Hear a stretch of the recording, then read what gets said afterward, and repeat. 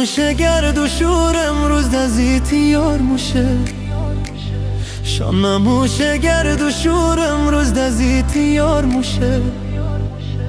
دیدره توی مکنه کجمو علی گبار موشه دیدره توی مکنه کجمو علی گبار موشه او علی گوشانه توی دیدگک نزدیک شده دنیایی رو شده سرمتیره و تاریک شده دیلی کوتا بار محلی گو عجب باریک شده هرچی طاقت مکنم دل بی اختیار موشه هرچی طاقت مکنم دل بی اختیار موشه شانم موشه گر